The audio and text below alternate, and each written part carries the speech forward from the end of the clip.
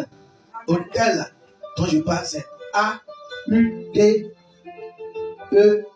Ce n'est pas hôtel H-E-H-O-T-L. Il ne faut pas que ton esprit va partir de l'hôtel là-bas. Vous venez ici, vous venez. Je parle ici. Alléluia. Alléluia. Ça peut aller. Je t'ai délivré maintenant. Pas que ton esprit va partir ailleurs. Viens ici. Alléluia. Un hôtel, c'est quoi? Selon la Bible et le dictionnaire, Robert, un hôtel, c'est une tête ou table de pierre à l'usage des sacrifices offerts aux dieux. Quand on parle d'un hôtel, c'est un lieu que les gens viennent. Amen. Pour adorer un Dieu. Tu comprends ça? Un hôtel, c'est un lieu. Hôtel, c'est un lieu. Hôtel, A-U-T-E-L. C'est ça, non? A-U-T-E-L.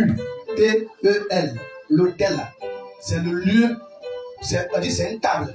Quand on dit table, c'est pas table comme ça. C'est une table en pierre. Et peut-être sur une montagne, ou colline, ou sur un endroit plat ou montagneux. Là, tout le village va là-bas pour faire quoi? Pour adorer le Dieu de là-bas. Ça peut être une forêt. Dans le village, tout le monde du village, tous ceux qui sont dans le village, ils savent, il y a de temps en temps, ils s'en vont dans cette forêt pour faire des sacrifices. Et ce n'est pas tout le monde aussi qui est tu peux être enfant de la famille, mais c'est pas, si tu n'as pas un âge, tu ne dois pas aller dans l'endroit. Ou bien. Et sur lequel, il y a des points où c'est les grands, des gens qui sont avancés. On appelle les anciens qui ont l'accès à cet endroit. Et l'endroit, les enfants peuvent venir, on fait de préparer, ils ne savent pas ce qu'ils ont préparé, ils vont envoyer à Akme avec riz, bien quelque chose préparé, pour passer du Dieu. Tu ne sais pas ce qui s'est produit avant là-bas. Est-ce que tu comprends? Est-ce que tu comprends? Donc quand on parle de l'hôtel, d'abord, ce n'est pas seulement pour Dieu, Satan a son hôtel. Alléluia. Les premières personnes qui sont venues à Anani pour posséder Anani était un coin isolé, un coin inhabitable, un coin où on te donne l'argent, tu ne peux pas prendre. Un coin de venir dormir une journée, tu ne peux pas. Même une minute, tu ne peux pas. Mais là, pour pouvoir posséder ce quartier, les premiers venus dans ce quartier ont bâti des hôtels. Est-ce que tu comprends? Ils ont bâti des hôtels. Ils ont pris des gens vivants, ils ont enterré. Ils ont tué des enfants. Ils ont fait beaucoup de sacrifices sur cette Anani. Et cela, ceux qui ont compris, ceux qui sont dans le monde des ténèbres, ils savent ce qui s'est produit. Et ils connaissent l'endroit où les hôtels sont bâtis. Est-ce que tu comprends? Est-ce que tu comprends? Donc, un hôtel dont on parle, c'est un lieu. Donc, c'est ici, l'église ici, tout le l'entour là-bas, jusqu'ici, c'est l'hôtel. Actuellement, nous sommes sur l'hôtel de Dieu. Et chaque partie sur l'hôtel de Dieu a ses explications. Où le Seigneur t'a placé aujourd'hui là, c'est que la grâce, ce que tu cherchais là, c'est là qu'elle t'a mis. Et le Dieu donne de ce ministère. Quand il va descendre, il va te retrouver le Paul, il a choisi pour toi. Donc parfois, nous même si on est sur l'hôtel de Dieu, si on place ici, nous on dit non, on va ici. Quand l'ange va venir, il va avoir la désobéissance, toi, il ne va pas te bénir. Il va venir ta soeur que tu as laissé, il a pris la place, c'est elle qui va faire la bénédiction. Amen. Alléluia. Alléluia. Donc, si tu n'es pas un homme spirituel, si tu n'es pas une femme spirituelle, tu rentres dans un quartier ou dans un village ou dans une ville.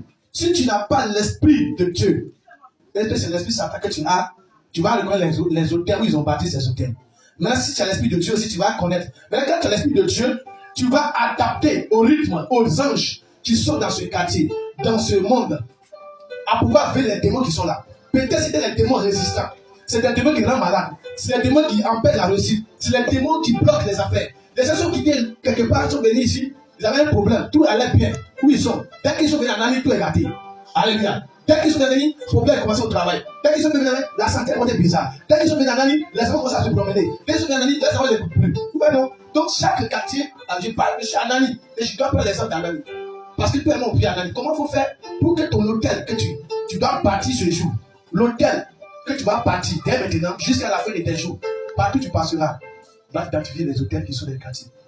Première des choses, quand on vient dans le quartier, on n'a pas identifié l'hôtel qui crie sur Anani. J'ai dit les cris des bébés, il y a les cris des femmes, il y a les cris des alcooliques, il y a les cris des prostituées, il y a les cris des gens emprisonnés. Et quand tu passes sur ces hôtels, tu entends audiblement les cris des personnes. Mais tu ne les verras pas. Ce matin, quelqu'un revient en Jésus. Alléluia. Alléluia. Nous ne sommes pas convertis, pourquoi? Parce que beaucoup viennent à l'église à cause de quelque chose. On n'a pas accepté Jésus par sa parole. On a accepté Jésus par quelque chose. Par un miracle. On a accepté Jésus parce que j'étais malade et puis on a prié et je suis guéri. C'est là que tu as accepté Jésus. Alléluia. Alléluia. Ou bien tu cherchais le mariage et tu es venu, ils ont prié pour toi, tu as reçu le mariage. C'est ça qu'on appelle accepter Jésus. Donc accepter Jésus, il y a un travail. Accepter Jésus réellement, il y a un travail à faire. On ne se lève pas pour accepter Jésus. Mais il y a un engagement comme moi. Alléluia. On a pris le corps de Christ ce matin, on a mangé son corps, on a bu ce sang. Ah, c'est pourquoi on est en communion. On dit catholique dit communion. Quand on dit communion, c'est pour te dire que nous sommes ensemble. Le Seigneur a montré beaucoup de choses aujourd'hui. Alléluia. Alléluia. Est-ce que tu es converti? Amen. Je continue.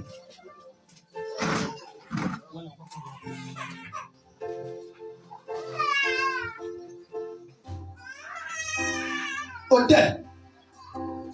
Sur un autel, il y a la présence. Alléluia. La présence d'un autel suggère un lieu de cérémonie. Temple païen, site de rassemblement maçonnique. Tu comprends, non? Le français. On dit un autel, une présence. On dit la présence d'un autel dans un quartier représente soit le démon, soit il représente le Dieu. Soit Dieu, et Dieu est démon. Par exemple, s'il y a combien dans ce quartier, alléluia, et que les habitants de ce quartier qui ont cet esprit de combien, s'ils se dirigent vers l'eau, le combien va les faire voir. Va se réveiller à eux. Si tu es un enfant de python, tu es un enfant de python, tu es un enfant de montagne, un enfant de termitière, tu es un enfant d'un arbre, tu es un enfant de ceci, bien-aimé, chaque fois qu'ils vont crier en face de ce Dieu, tu n'es pas là, tu es là. C'est un lieu de rassemblement. C'est pourquoi nous sommes des chrétiens, mais nous ne sommes pas chrétiens.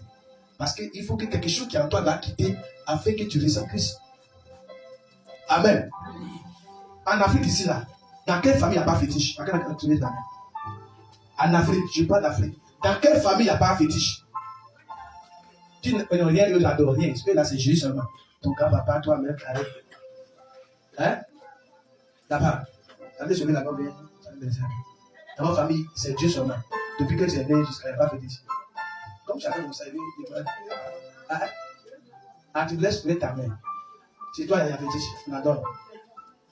Donc, bien aimé, avant que ton grand-papa, ton arrière-grand-papa, ton arrière, rien vont être là. Eux là, c'est ce qu'ils adorent. Et c'est ce qu'ils connaissent. Et c'est l'autel là qui, selon eux-mêmes, qui ont sauvé la famille. C'est l'autel là qui a fait que la famille est protégée. C'est l'autel là qui nous doit manger. C'est l'autel qui nous donne travail.